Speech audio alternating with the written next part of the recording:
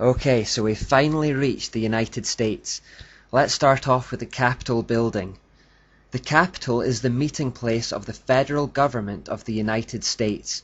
It is viewed as the seat of democracy in the country, the place where big political decisions are taken regarding the future of the nation. Its structure, art and symbols all reveal the importance of Freemasonry in shaping that government. For example, like the Sphinx in Egypt, it was constructed with regard to alignment with heavenly bodies, ley lines, occult numerology, and spiritual energy. The United States Capitol at Washington, D.C. was the creation of a succession of architects who were almost all Freemasons. Originally designed by William Thornton, the work was completed by Brother Benjamin Latrobe, who also redesigned it after the War of 1812. The flanking wings and the Great Dome were added later by Brother Thomas Eustace Walter. It was George Washington himself who laid the cornerstone with full Masonic regalia and ritual. The cornerstone of the U.S. Capitol building was laid with Masonic honors on September 18, 1793, under the auspices of the Grand Lodge of Maryland. At the ceremony, President George Washington presided. Worshipful Brother Washington was assisted by Joseph Clark, Grand Master of Maryland, Elisha C. Dick, Master of Alexandria Lodge No. 22 of Virginia, and Valentine Reinsel, Master of Lodge No. 9 of Maryland. Not just the Capitol, but the geographical layout of the whole of Washington, D.C. was carefully designed, and the Capitol itself is just one component. Take a look at this photo and notice its relation to the Washington Monument, one of the most famous obelisks in the world. Notice how similar this is to the Vatican's layout. This exact same layout can be found in Paris also and many other cities. Why this configuration? The key to this is perhaps the dome, which dominates these buildings. In many ancient cultures, the dome shape represented the female principle or the womb. When you have the male principle, which is the obelisk, connected to the female principle, it was believed by occultists that a third entity, a kind of spiritual energy, is produced. We've already seen that idea in the square and compass logo. In occultism, the idea is also quite prevalent that certain shapes and colors either create or diffuse energies. We're quite familiar with this concept today in the form of Feng Shui, which was a craze a while ago. Arranging your furniture in relation to what they do with energies to create balance. You can think of this kind of arrangement between the obelisk and the dome as a kind of Feng Shui designed to generate a spiritual power. At the top of the Capitol dome we find this statue, who symbolically faces east towards the sunrise. This is the goddess of reason who the French enthroned at Notre Dame, or as we've come to know her since the beginning of this study, Ashura or Ashtoreth. She pops up absolutely everywhere. This particular idol was designed by a Freemason, Thomas Crawford, and is standing on top of a spherical shape which almost certainly represents the earth, around which is written in Latin, E pluribus unum.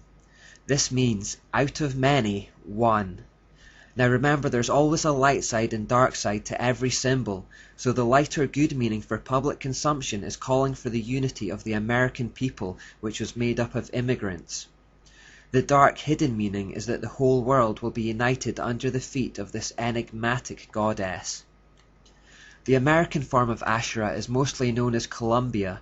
The DC in Washington, D.C. actually stands for Washington District of Columbia, so effectively it's like saying that it's her district, her territory where she rules. Fans of the movie theatre will recognize her as the logo for Columbia Pictures.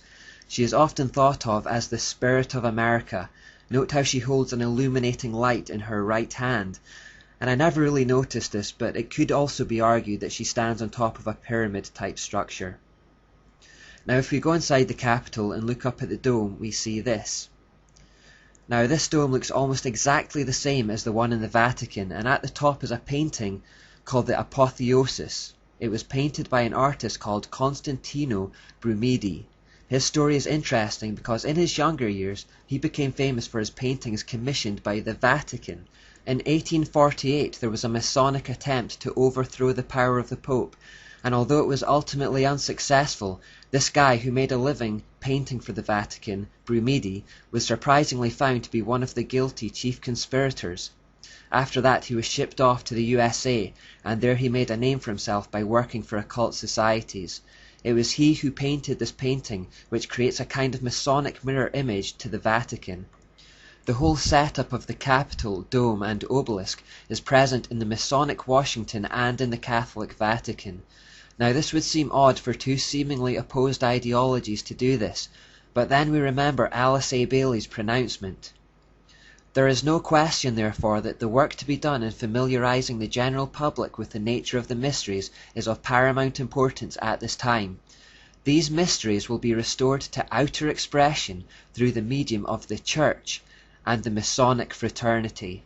Bailey predicted that the mystery religion would start to become familiar to the general public through both the Church, meaning the false church, and the Masonic fraternity. This two-pronged attack appear to be on opposing sides but are working towards the same end. Remember that the founder of the Illuminated Masons, Adam Weishaupt, had actually come from the Catholic Jesuit order, but after creating the Masonic Illuminati, he claimed to be anti-Catholic. The Masons and Church appear to be opposed, but in fact are both puppets of Satan. Now the definition of apotheosis is the exaltation of a subject to a divine level. So who are they exalting to a divine level here? Well, if we look closer, we see that it's the same man who stands under the dome, George Washington.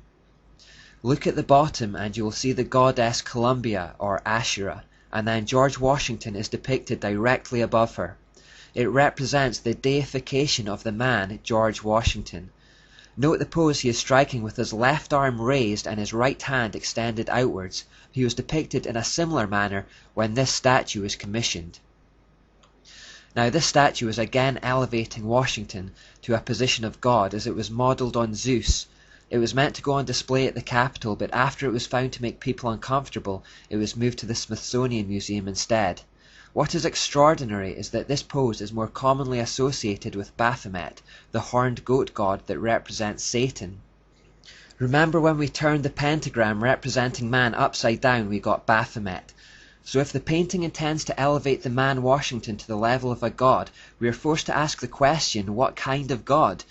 Incidentally, while Baphomet is on the screen, you may also notice that it has both male and female features, which is the usual male and female, light and dark from one source theme that we've already seen countless times.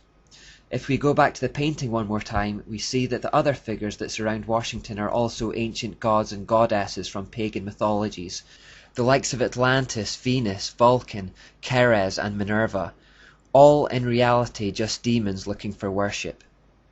Directly beneath the dome is the Capitol's crypt, and on the center of the floor there is a bronze sun symbol. This symbol is geographically the literal center of Washington, D.C., and all street addresses are attributed in relation to it. You will actually find many pagan gods littered all around the Capitol building. This is just one final example representing Mars to be found near the entrance.